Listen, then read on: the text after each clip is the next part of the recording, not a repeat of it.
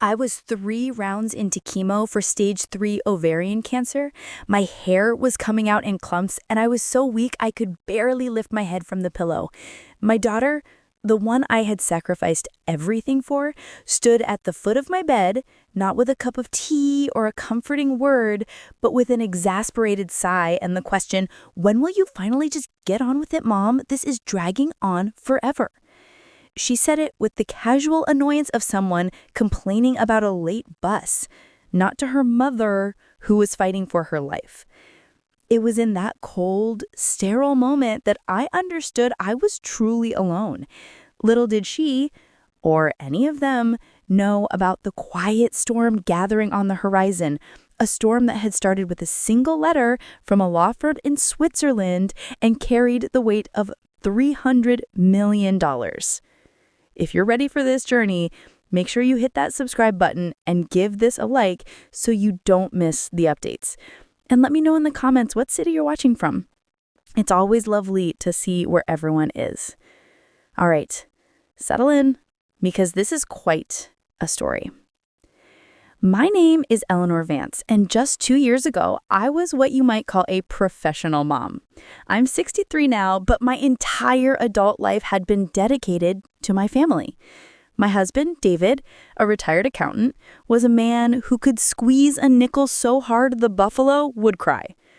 Our life was predictable. We lived in the same modest 3-bedroom house in Ohio we'd bought 35 years ago. I'd spent those years creating a home. I planted a garden every spring, hosted every Thanksgiving, and needle-pointed enough pillows to furnish a small palace. Pillows I always imagined would one day sit in the nurseries of my grandchildren. Our children are Jessica and Mark. Jessica, my daughter, is a real go-getter, as they say. She's a real estate agent who views every person, place, and thing as either an asset or a liability. Cold, but successful. Then there's Mark, my sweet, sensitive musician. At least that's how I used to see him. In reality, he's 32 years old and still thinks his artistic temperament exempts him from holding down a job. For years, I was their rock, their constant, the one who smoothed everything over. David's penny pinching, Jessica's ambition, Mark's existence. I was the unpaid, unacknowledged CEO of the Vance family, and I thought that was my calling. I thought I was loved for it. Then came the diagnosis. Ovarian cancer. Stage 3. The words came from a doctor who couldn't have been more than 30, and they hung in the sterile air of that little beige room like poison gas. The first crack in my perfect family portrait appeared right there. I looked at David, expecting to see a lifetime of love and worry in his eyes. Instead, I saw a calculator. "Well, Eleanor," he said, rubbing his chin, "this is going to be expensive. Have you looked at what our insurance actually covers? Not, are you scared? Not, we'll get through this together, but how much is this going to cost me?" Jessica's reaction when I called her was even worse. There was a pause in the line, and she said, "Oh, gosh, well, does this mean we have to cancel the trip to Cancun? I already bought a non-refundable bikini." I remember just holding the phone to my ear, unable to form words. She was more concerned about her vacation wardrobe than my mortality. Mark didn't even answer my call. He sent a text 2 hours later, "Wow, Mom, that sucks. Hang in there." The first few weeks of chemo were a blur of nausea and bone-deep exhaustion. It felt like my body was at war with itself, and I was losing. The family support, thin as it was, disintegrated almost immediately. David began spending more and more time at the golf club, a place I was quite sure he'd never set foot in before. He'd come home late, smelling of a floral perfume that definitely was not my brand, and complain about how tired he was from all the stress. Jessica's version of support was purely for her social media audience. She'd pop in for 5 minutes wearing her crisp blazer and a pained expression. She'd shove a bouquet of gas station carnations into a vase without filling it with water, snap a selfie of us with a caption like, "Fighting the fight with my brave mom," hashtag cancer sucks, hashtag family first, and then leave claiming she had an urgent closing. I was a prop in her online narrative. And Mark needed money. He texted a few times a week, always the same script. "Thinking of you, Mom. Hope you feel better. By the way, could you spot me 100 for groceries?" The groceries I knew were really for a new grade-up piddle or a night out with his friends. The loving family I had spent my life building was an illusion. The house I'd made into a home was just a collection of walls, and the people in it were strangers who saw me as an inconvenience. And just when I thought I had hit rock bottom, when I truly believed I had nothing left to lose, the first letter arrived. A crisp, cream-colored envelope with a foreign stamp. It sat on my nightstand for 3 days before I even opened it. What they didn't know was that their abandonment was forging a new kind of strength in me, a cold, hard resolve they couldn't possibly imagine. Stick with me, because you'll want to see how this plays out. The day I finally opened that letter was the day my daughter had come over. I was lying in bed, feeling like a ghost in my own body, when she breezed in. She didn't ask how I was feeling. She complained about her quarterly sales goals for 20 minutes straight. Then she looked at my nightstand, littered with pill bottles and a glass of water, and sighed. That's when she said it. The line that changed everything.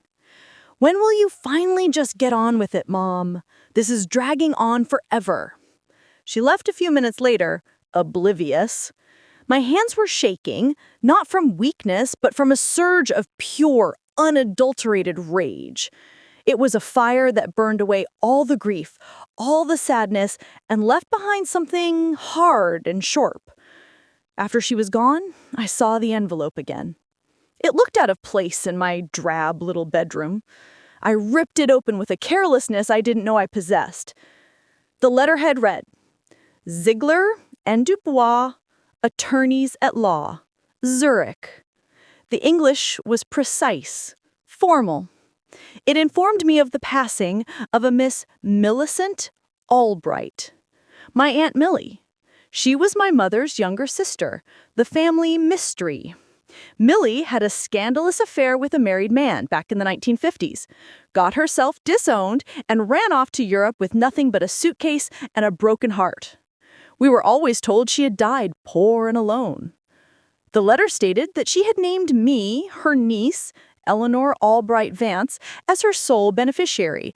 It spoke of an estate of considerable value. My first thought was that it was a scam. One of those cruel Nigerian prince hoaxes, but tailored for a dying woman in Ohio.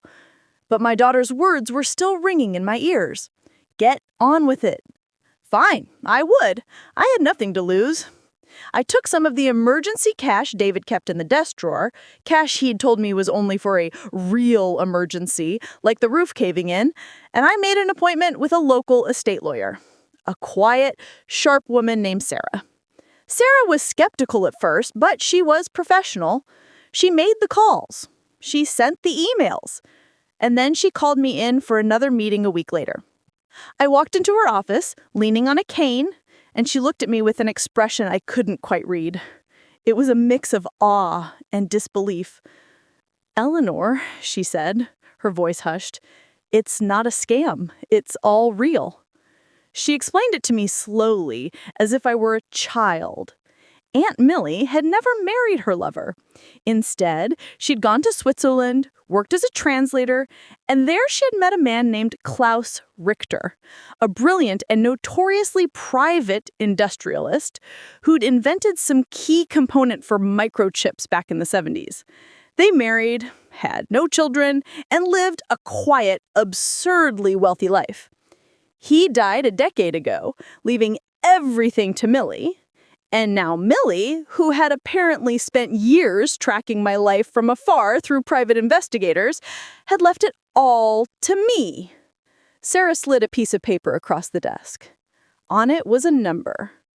$308 million, $451,000, and $212.47. $308 million. I stared at the number and I started to laugh. It wasn't a happy laugh. It was the laugh of a woman who had just seen the punchline to the cruelest joke in the world. Here I was, bald, frail, with a family who couldn't wait for me to die. And I was now, on paper, one of the richest women in the world. I looked up at Sarah and I saw a flicker of that fire in my own reflection in her glass paperweight. They wanted me to get on with it. Oh, I would get on with it all right, but not in the way they expected. My war wasn't just with cancer anymore. It was with my own family. And unlike the cancer, it was a war I knew I could win. I walked out of Sarah's office that day a different woman. I may have had the same failing body, the same tired face staring back at me in the car's rearview mirror, but the woman inside was brand new. The fog of despair had been replaced by a crystalline, diamond-hard clarity. For the first time in 35 years, I wasn't just David's wife or Jessica and Mark's mother. I was Eleanor Albright Vance, the sole heir to the Richter fortune. And Eleanor Albright Vance did not go gentle into that good night. She did not get along with it quietly. My first order of business was secrecy. Sarah, God bless her, understood this instinctively. She looked me right in the eye and said, "Eleanor, this kind of money isn't a bandage. It's a new life. And you don't build a new life with the termites that ate the old one." We set up a fortress of legal and financial protections. The inheritance was placed into a series of trusts and holding companies so labyrinthine it would take a team of forensic accountants a decade to unravel. On paper, my name was practically invisible. The funds were accessible only by me, through Sarah and a very discreet team of advisors in Zurich. My life in Ohio, my joint accounts with David, my very existence as a middle-class housewife remained utterly unchanged. To my family, I was still just sick, broke Eleanor. The second order of business was my health. I wasn't going to let this cancer win. Not now. The game had just gotten far too interesting. I told Sarah, I want the best. I don't care where they are. I don't care what it costs. Find me the doctor who can save my life. 3 days later, I had an appointment with a Dr. Eris Thorne in Boston. He wasn't just a top oncologist, he was the oncologist, a pioneer in experimental immunotherapy treatments with a success rate that sounded more like science fiction than medicine. This, however, created my first strategic hurdle. How does a dying woman from Ohio suddenly get access to an elite, world-renowned doctor in Boston and pay for his eye-watering fees? I needed a cover story, a believable one. So I created a narrative of quiet desperation and incredible luck. I spent a week on my laptop researching obscure medical grants and charity programs for cancer patients. I fabricated an entire story about a long-lost college acquaintance who now sat on the board of a fictional philanthropic foundation. It was all a beautiful, intricate lie. When I gathered my family for the big news, I say gathered, but really I just told David, who then texted the kids. I played the part of a lifetime. I was weak, weepy, and oh so grateful. "David, you're not going to believe it," I whispered, dabbing my eyes with a tissue. "I've been accepted into an experimental trial program in Boston.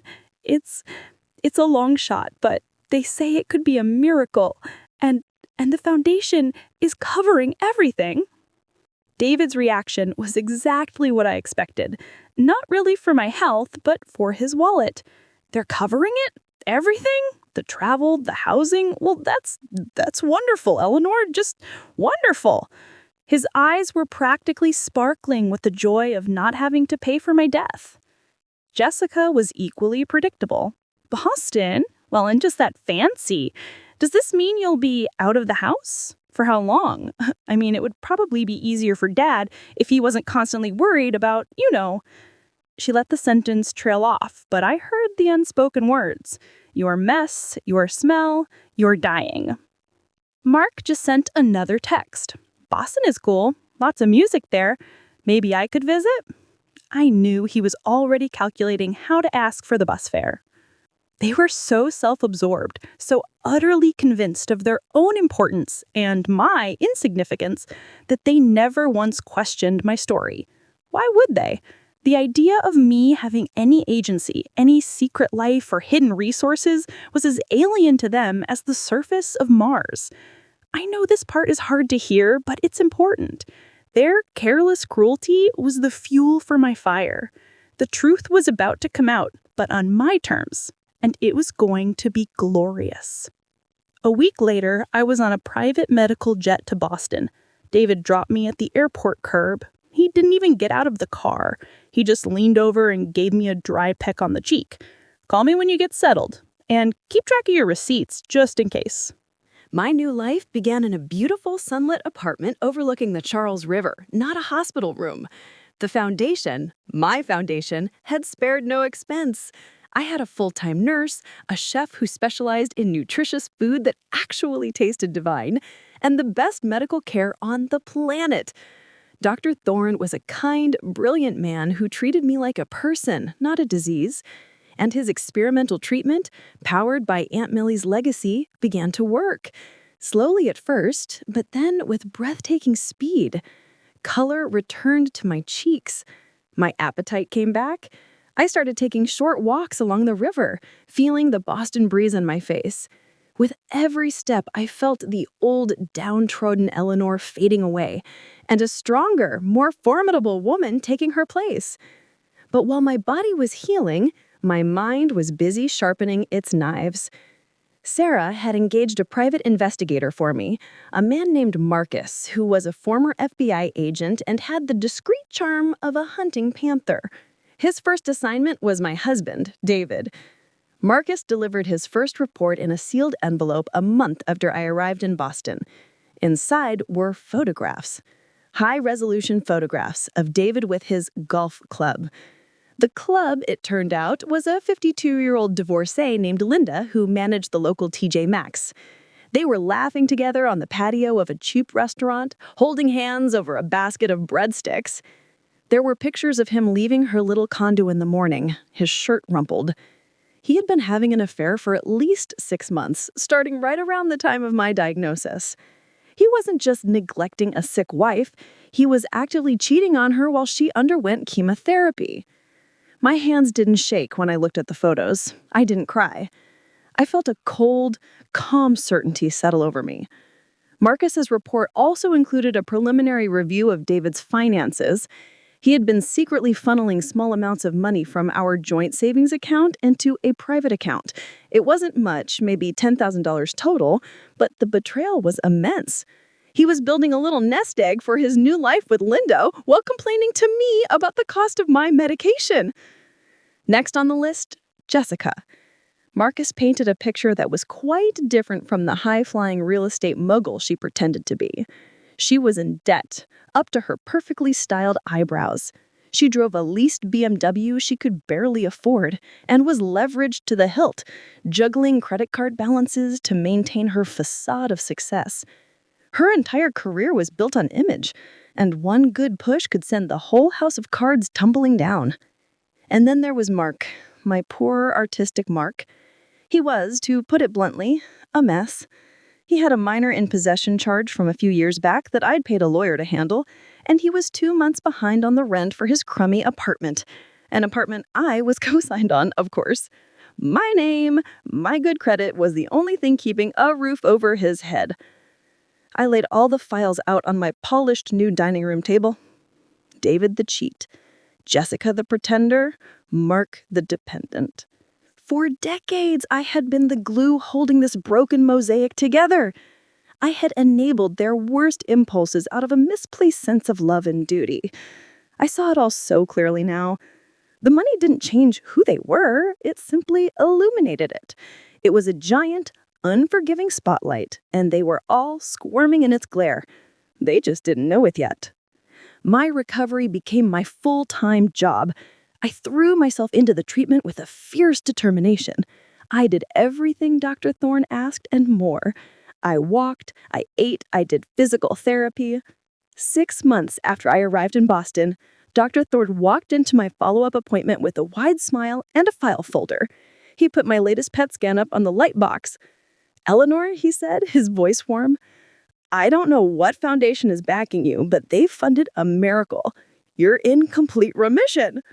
Remission! The most beautiful word in the English language. I was going to live. Not just live, but live. I thanked him, my voice thick with genuine tears for the first time in this whole ordeal. But these weren't tears of sadness or rage. They were tears of pure, unadulterated triumph. I walked out into the crisp Boston air, not as a cancer victim, but as a survivor. My battle with the disease was over. My war with the Vance family was just about to begin. Phase 1 was complete. I was alive, I was strong, and I was holding all the cards. Now it was time to start dealing the hand.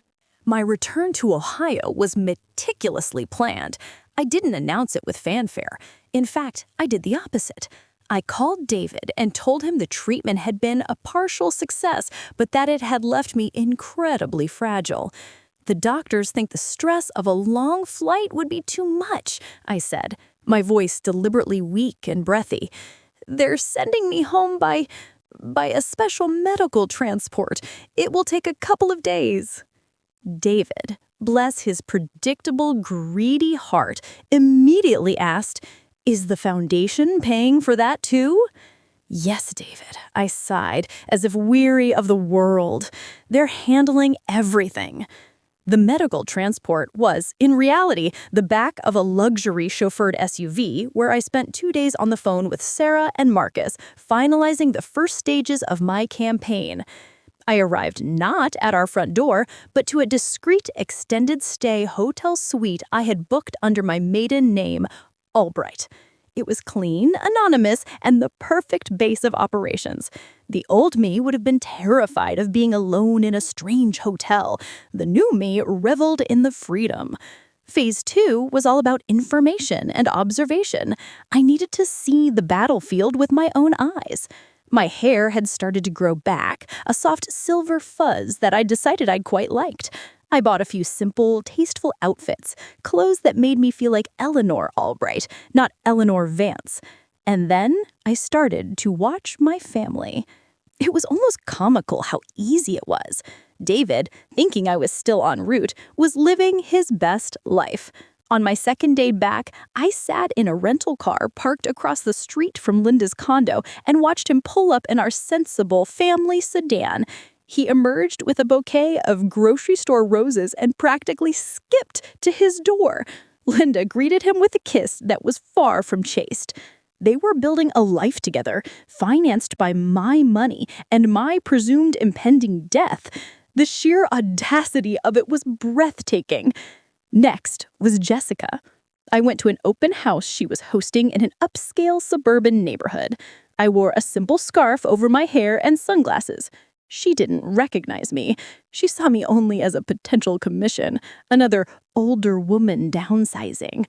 She gave me her polished, shark-toothed smile and a slick brochure. "The market is just on fire right now. We're seeing multiple offers way over asking." Her voice was brittle with desperation. I saw the faint sheen of sweat on her upper lip. She needed this sale badly. Then I checked in on Mark. His apartment building smelled of stale beer and regret. I watched from my car as he came out with a woman I didn't recognize. He was arguing with her, pleading. I couldn't hear the words, but his body language screamed desperation. He was a little boy in a man's body, lost and flailing. My heart ached with a phantom limb of maternal instinct, a feeling I had to consciously and coldly push down. Seeing them like this, unaware, exposed, living their selfish little lives, cemented my resolve. They weren't my family anymore. They were liabilities, and I was about to divest. My first move was against David. It was silent, precise, and devastatingly simple.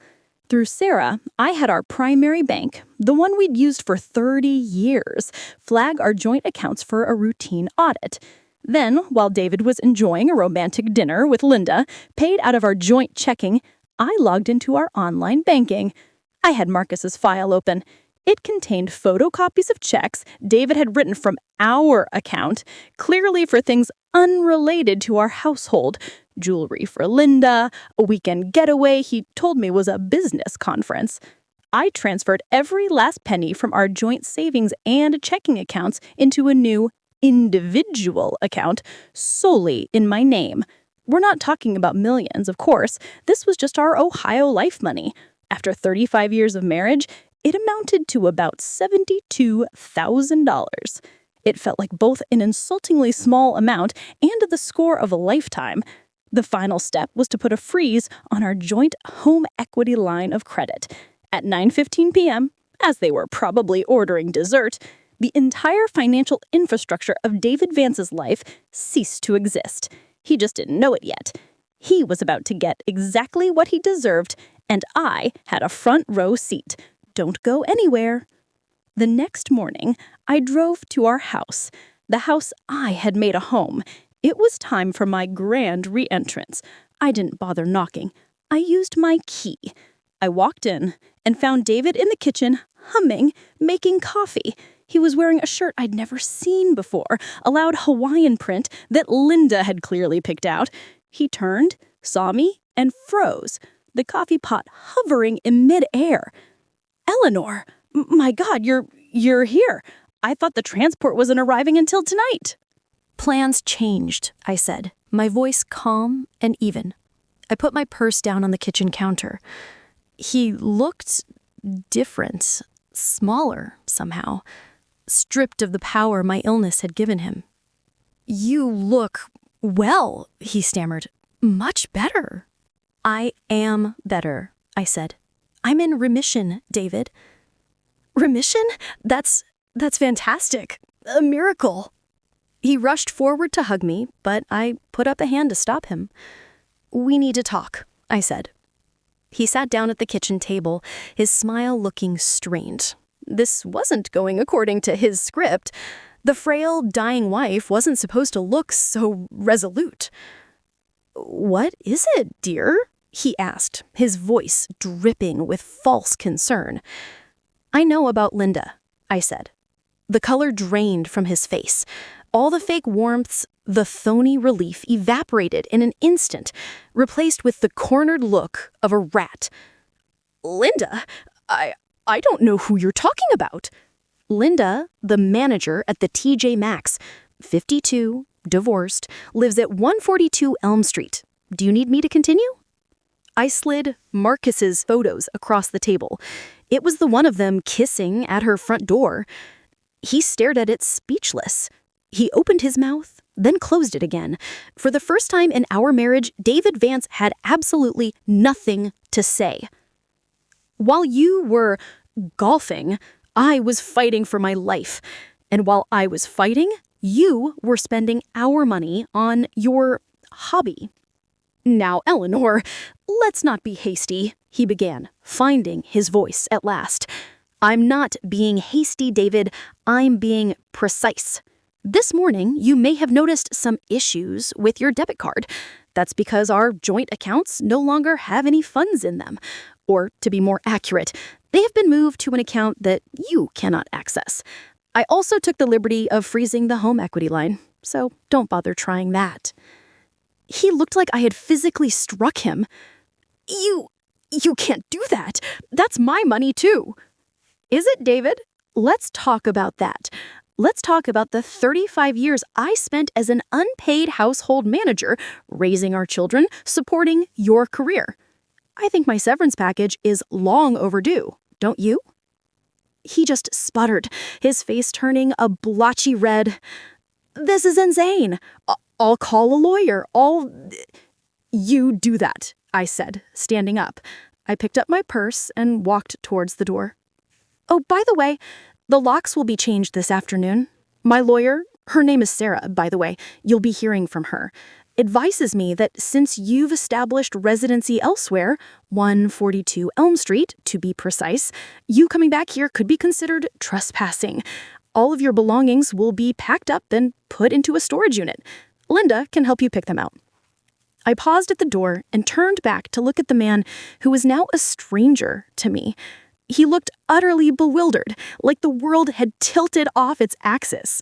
He had mistaken my kindness for weakness for so long. He had no idea what to do now that the kindness was gone.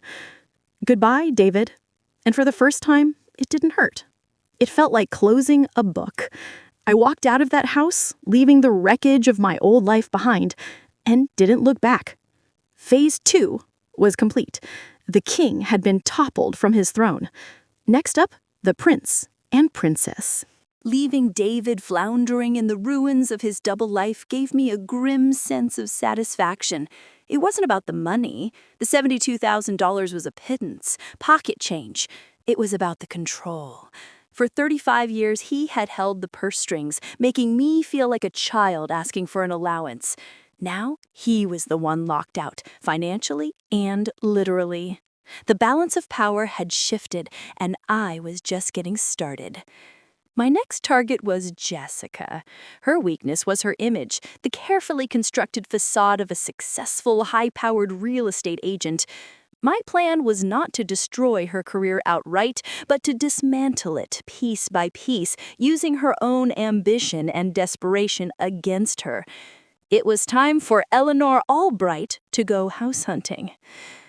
Using a burner phone and a new email address, I created a persona.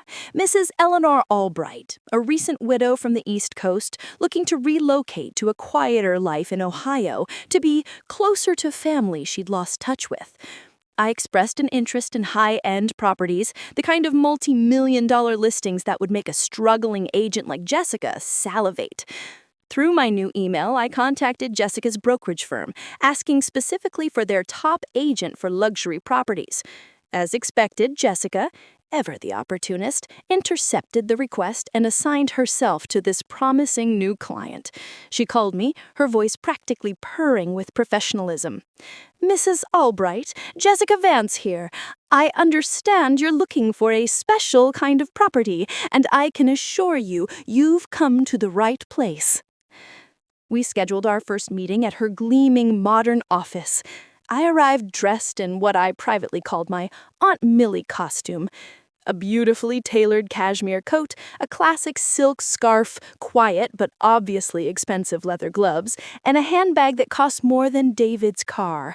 I had even rented a late model Mercedes for the occasion. When I walked in, Jessica's eyes widened. She saw the clothes, the car, the quiet confidence, and her mind went straight to the commission. She had no idea she was looking at the mother she had abandoned. The scarf over my short silver hair and a pair of chic, oversized sunglasses were all the disguise I needed. People see what they expect to see.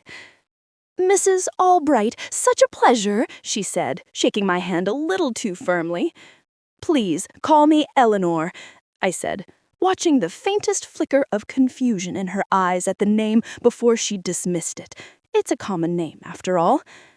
For the next 2 weeks, I became Jessica's obsession. I was the big fish she was desperate to land. I led her on a merry chase all over the most expensive neighborhoods in the state. I would find minor, nitpicky faults with every magnificent property she showed me. "The morning light in this kitchen just isn't quite right," I'd say with a pensive sigh in a $2.5 million mansion. "I'm not sure the feng shui of this foyer is conducive to tranquility," I'd murmur in a sprawling estate with its own lake. She was endlessly patient, endlessly sycophantic. She laughed at my dry jokes. She brought me gourmet coffee. She never once pushed or got frustrated because the prize, the commission on a multi-million-dollar sale, was too great. During our drives, I would gently probe, playing the part of a lonely widow interested in her agent's life. I'd say, "You must have such a wonderful family." "Oh, yes," she'd lie smoothly. "My father is retired, a wonderful man, and my mother, well, my mother has been very ill, but she's a real fighter."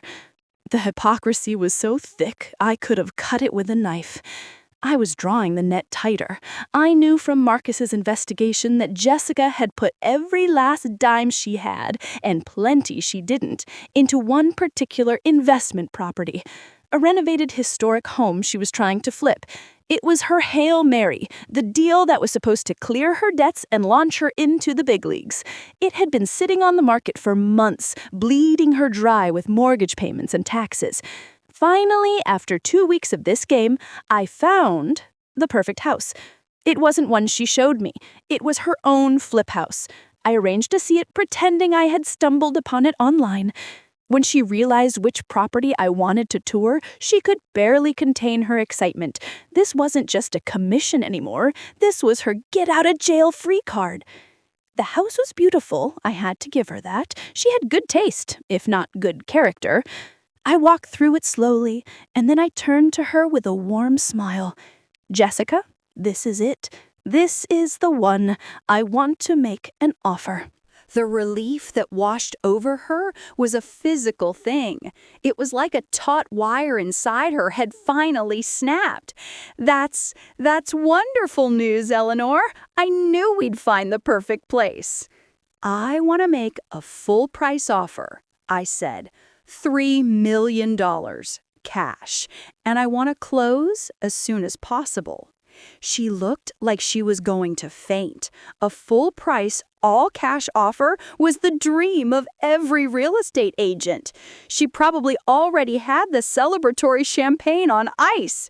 And that's when he thought he had me backed into a corner. But he forgot who he was dealing with. Wait. That's not quite right for this situation. Let me rephrase. She thought she had finally landed the deal of a lifetime, but she forgot who she was dealing with. Stick with me because you'll want to see how this plays out. We met at her office the next day to sign the initial offer paperwork. Sarah had drafted it, and it was a work of art. Everything looked standard, except for one little clause buried in the fine print. It was a due diligence and inspection contingency clause, but worded with an unusually long 45-day escrow period and an almost unheard of no penalty pullout for the buyer for any reason. Jessica, blinded by the dollar signs and the speed at which she thought this would move, barely glanced at it. She was just thrilled to have a signed offer in her hands. The moment she accepted my offer, the house was in contract. It was effectively off the market, and my 45-day countdown began. The first thing Jessica did, as I knew she would, was to start spending money she didn't have yet. She bragged to her colleagues about her whale of a client. Marcus, who was keeping tabs, reported that she put a down payment on a new, even more expensive car and bought a ridiculously pricey designer watch. She was celebrating her victory before the game was over. For 44 days, I did nothing. I ignored most of her cheerful, just checking in calls and emails. She started to get nervous. I could hear the rising panic in her voice. Then, on the 45th and final day, the day before the closing, the day before her financial salvation, my lawyer, Sarah, sent a one-sentence email to Jessica and the title company. Pursuant to Section 11B of the purchase agreement, the buyer, Eleanor Albright, is withdrawing her offer. The contract is hereby terminated. The fallout was immediate and catastrophic for her. Not only did she lose the sale, but for 45 days her property had been tied up, accumulating more debt while the real estate market had taken a slight, unexpected dip. Worse, the deal had been the talk of the local real estate community. When it fell through at the last possible second, it made her look unstable, like she couldn't close a major deal. Her reputation, the bedrock of her entire career, was shattered. Creditors, who had been holding off based on the promise of this big payday, began to call in their debts. Her financial house of cards didn't just fall, it was flattened by a hurricane. 2 days later, a new offer was made on her house. It came from a holding company, a faceless entity called Albright Enterprises. The offer wasn't for $3 million. It was for $1.8 million, a lowball, almost insulting amount, but one that my team of experts had calculated was just enough to cover her debts and prevent immediate bankruptcy. It was a take-it-or-leave-it offer. She was trapped. Ruined, but not on the street. That was a mercy she hadn't earned, but one that I decided to grant. She took the deal. She had to. She had no idea she had just sold her dream home at a devastating loss to the mother she told to get on with it. 1 down, 2 to go. Now it was Mark's turn, and for him, I had a much more personal, much more delicate, and perhaps much more cruel plan in mind. Dealing with Mark was a different challenge altogether. David's sin was betrayal. Jessica's was greed. But Mark's was a sin of profound and suffocating apathy. He wasn't malicious. He was just a black hole of need, sucking the life and energy out of everyone around him under the guise of being a sensitive artist. He used his supposed artistic temperament as a shield, a justification for his perpetual immaturity and irresponsibility. My revenge on him couldn't be purely financial or logistical. It had to be a wake-up call of the coldest, most brutal kind. It had to force him to finally stand on his own 2 feet, or fall. For years, I had been his safety net. My name was on his apartment lease, I'd co-signed for his car, and my credit card was often used for his emergencies. The first step was simple. I cut the net. 1 by 1, I called the companies and had my name removed from his accounts. I explained the situation calmly, that he was an adult and I was no longer his financial guarantor. This set off a series of small explosions in his life. The landlord sent him an eviction notice. His car was repossessed in the middle of the night. His cell phone service was cut off. As expected, my phone, the one registered to Eleanor Vance, began to ring off the hook. Or rather, it would ring once or twice from a no-caller ID number, then stop. He was trying to reach me, probably from a friend's phone, and panicking when I didn't answer. I let it ring. Let him wonder. Let him feel, for the first time in his life, that terrifying sensation of shouting into a void where his mother used to be. The next part of my plan required a more personal touch. Mark's dream, the one he'd been chasing vaguely and ineffectually since he was a teenager, was to be a professional musician. He fronted a small, struggling band that played in dive bars to audiences of 10 if they were lucky. His ultimate fantasy was to be discovered, to get a record deal, to be recognized for his supposed genius. It was time to give him a taste of that dream, and then turn it into a nightmare.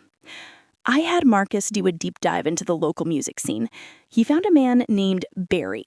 Barry was a mid-level music producer, a man with a decent reputation, but who was known for being perpetually on the lookout for a quick buck. For a modest consulting fee, paid in cash by Albright Enterprises, Barry was happy to play the part of a star maker. Barry discovered Mark's band one night at a grimy bar on the bad side of town. I was there, in the back, sitting in a dark booth wearing a hoodie.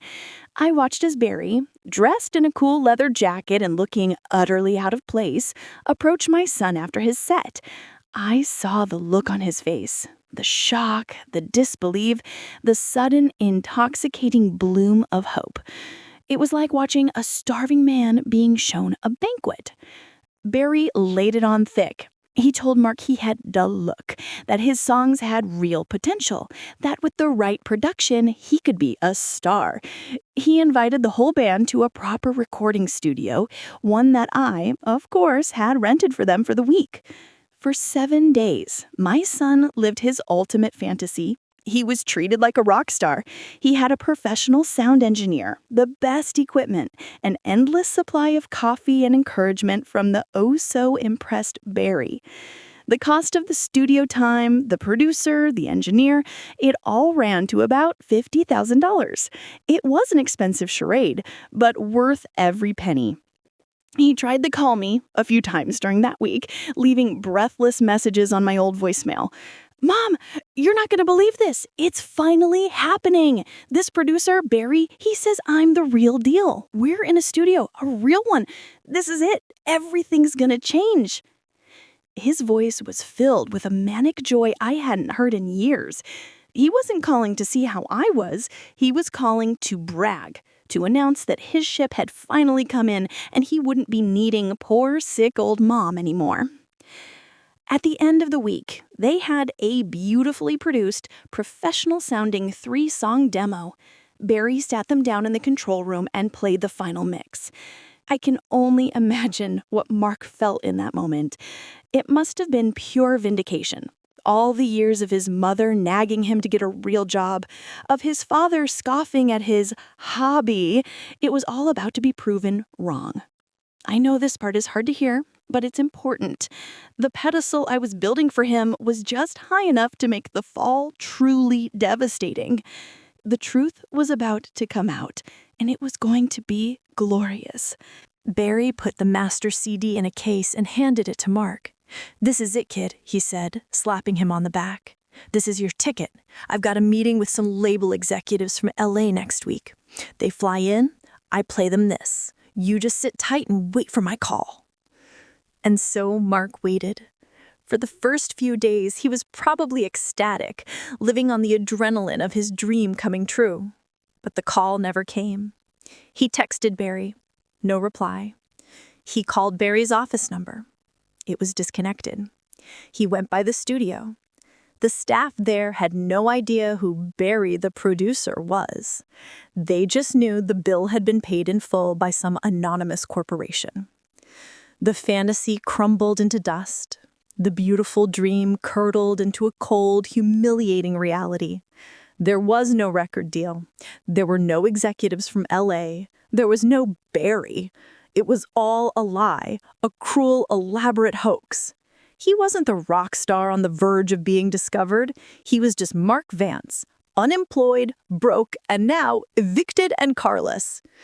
And for the first time, his mother wasn't there to pick up the pieces. The fallout was predictable. His bandmates, who had also been swept up in the fantasy, turned on him, blaming him for getting their hopes up. The girlfriend I'd seen him arguing with left him. He had nothing. Marcus reported that he'd been couch surfing with a series of friends, but was quickly wearing out his welcome. It was time for the final face-to-face confrontation. All 3 of my children, David, Jessica, and Mark, were now isolated, financially crippled, and emotionally reeling. They were completely unaware that the architect of their individual miseries was the same person, the quiet, sick woman they had cast aside. The stage was set for the grand finale. I rented a private dining room at the city's most expensive restaurant, a place they all knew of but could never afford. Then, through my lawyer, Sarah, I sent them each a formal, legally worded invitation to a family meeting to discuss urgent financial matters pertaining to the estate of Eleanor Vance. I used the word estate deliberately. Let them think I was either dead or dying, and that this was about a will. They were like sharks smelling blood in the water. I knew they would come.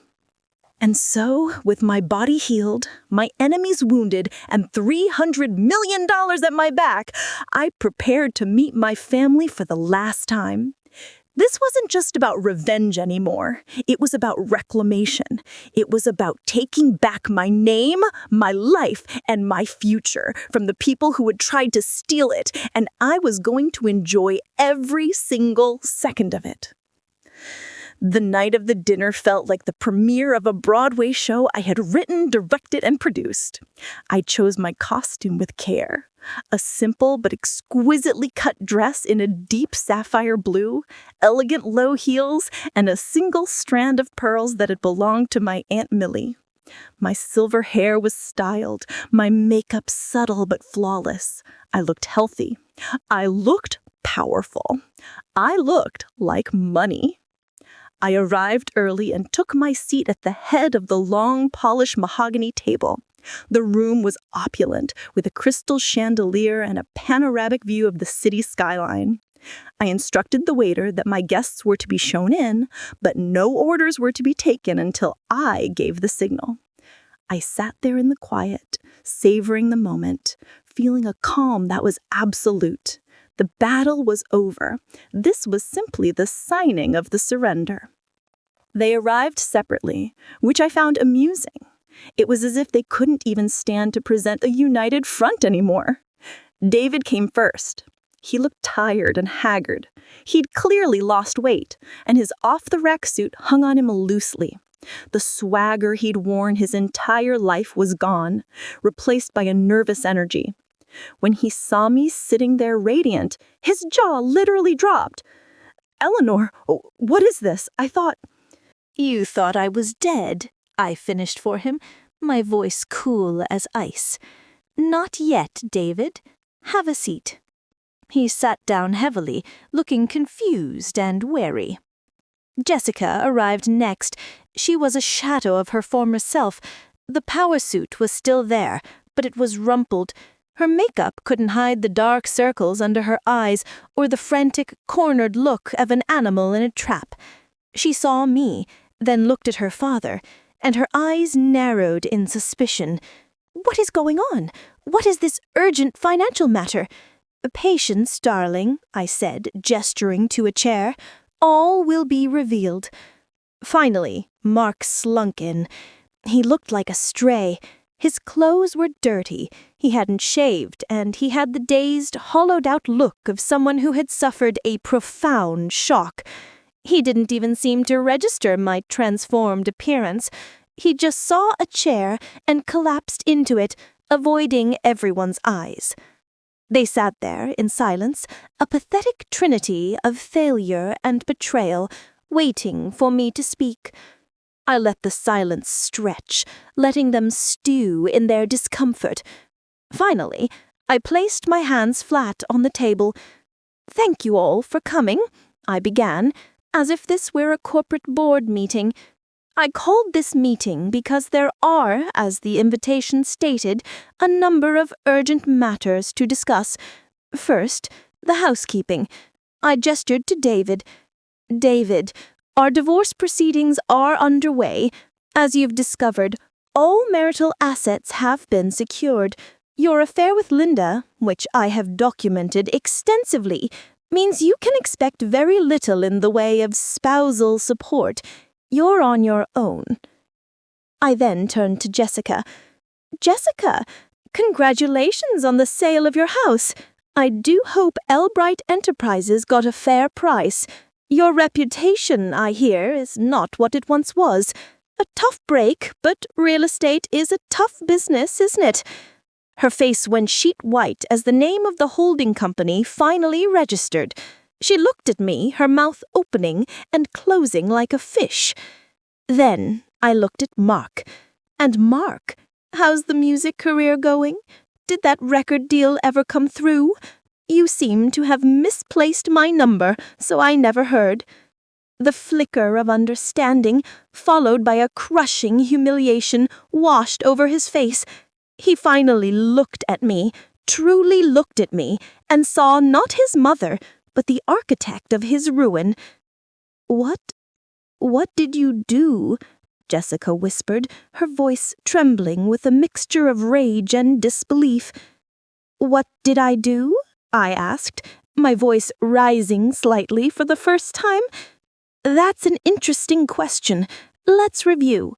While I was at my lowest point, fighting for my life, you," I pointed a finger at David, "were sleeping with another woman and planning your future. You," my finger moved to Jessica, "were complaining about your cancelled vacation and using my illness as a prop for your social media. And you," my gaze fell on Mark, "were hitting me up for money for groceries. And then the three of you left me. You abandoned me to die alone. I paused, letting the words hang in the air. But a funny thing happened. I didn't die. In fact, I got better. And while I was getting better, I came into some money. This got their attention. 3 pairs of eyes, greedy and desperate, snapped to focus on me. I said, "A distant relative left me an inheritance, a considerable one." "How much?" David asked, leaning forward, his voice a hoarse whisper. The raw animal greed on his face was repulsive. I smiled, a slow, deliberate smile that didn't reach my eyes. "That's really none of your business, is it? Seeing as you won't be getting a single penny of it." The hope that had flickered in their eyes died instantly. "You 3 seem to be under the impression that the world, that I, owe you something. David, you felt entitled to my loyalty while giving none in return. Jessica, you felt entitled to success without integrity. Mark, you felt entitled to a life without responsibility. You saw me not as a person, but as a resource, an ATM, a maid, a caregiver, a stepping stone, an obstacle. You thought my life was over. Well, you were wrong. My life is just beginning." I stood up from the table, my moment complete. "This dinner," I said, gesturing around the lavish room, "is the last thing my money will ever buy for you. I suggest you enjoy it. Goodbye." I turned and walked out of the room without a backward glance. I didn't hear what they said. I didn't care. As the maitre d' held the door for me, I felt a lightness I hadn't felt in my entire adult life. It was the feeling of chains breaking. The weight of their needs, their expectations, their betrayals, it all just fell away. My new life began that night. I sold the house in Ohio to a lovely young family for a song. The house had too many ghosts. My advisors and I set up the Old Bright Richter Foundation, a charitable trust dedicated to 2 causes close to my heart: providing financial aid to women over 50 seeking to restart their lives, and funding the kind of innovative, life-saving cancer research that had saved me. I travel now. I've seen the cherry blossoms in Kyoto and the pyramids at Giza. I took cooking classes in Tuscany and learned to tango in Buenos Aires. I've reconnected with old friends and made new ones, people who like me for who I am, not for what I can do for them. I found a love for life that I thought had been extinguished forever. Occasionally, I get an update from Marcus. David is working as a cashier at a hardware store, living with Linda in her small condo. Jessica lost her real estate license and is working as a hostess in a chain restaurant. Her expensive tastes now a torturous reminder of the life she almost had. And Mark, in a surprising turn, actually hit rock bottom and seems to be trying to crawl his way back out. He got a job, a real one, as a stagehand for a local theater. He's paying his own rent. Maybe there's hope for him yet. But it's his journey, not mine. They say living well is the best revenge. I suppose that's true. I have a beautiful life, one filled with purpose, joy, and peace. I am not the woman they abandoned. I am the woman who rose from the ashes of that abandonment, stronger, richer, and finally, blessedly, free. My name is Eleanor Albright, and this is not my ending. It's my beginning. So, another story of my grandmother has end. And be clicking here, you will have when more such stories.